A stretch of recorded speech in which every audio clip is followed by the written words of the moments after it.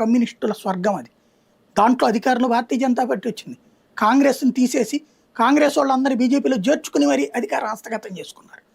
అట్లాగే ఒరిస్సా నవీన్ పట్నాయక్ మొన్నటిసారి 2/3 సీట్లు పార్లమెంట్ సీట్లు బీజేపీకి ఇచ్చి 1/3లోనే తను పోటీ చేసేటట్టు, అలాగే అసెంబ్లీలో 2/3 బీజేడీ తీసుకుని 1/3 వీళ్ళకి ఇచ్చేటట్టు రెడీ అయ్యాడు అతను.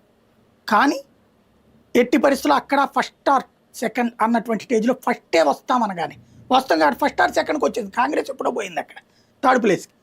అయినా ఫస్ట్ వస్తున్నామన్నప్పుడు దాన్ని పక్కన పెట్టేసి నిలబడి గెలిచారు. అలాగే మహారాష్ట్ర శివసేన ఉద్ధవ్ థాకరే డిమాండ్లను పక్కన పెట్టి అధికారాన్ని అందుకున్నారు. ఇప్పుడు బీహార్ నితీష్ కుమార్ పేరుకు ముఖ్యమంత్రి, పరిపాలన సమ్రాట్ చౌదరి చేతిలోకి వచ్చే హోంమంత్రిత్వ శాఖ నుంచి అన్ని 1వ స్థానం లేదా 2వ స్థానం అనుకుంటున్న చోట కుదరకపోతున్నటువంటిది ఏదన్నా ఉందంటే ఆంధ్ర, తెలంగాణ, కేరళ, తమిళనాడు. ఇప్పుడు తమిళనాడులో ఏఐఏడిఎంకే కూటమిలో గట్టిగానే సీట్లు తీసుకుంటారు. ఈ దఫా అట్లీస్ట్ 50కి తక్కువ కాకుండా తీసుకునే ప్రయత్నంలో ఉన్నారు. తద్వారా ఓ బలమైన శక్తిగా ఎదగడానికి ప్రిపేర్ అవుతున్నారు. తెలంగాణలో ఆల్రెడీ పార్లమెంటు స్థానాల పరంగా చూస్తే 50% సెకండ్ ప్లేస్లోకి వచ్చేసారు. అక్కడ ఫస్ట్ కాంగ్రెస్, సెకండ్ బీజేపీ.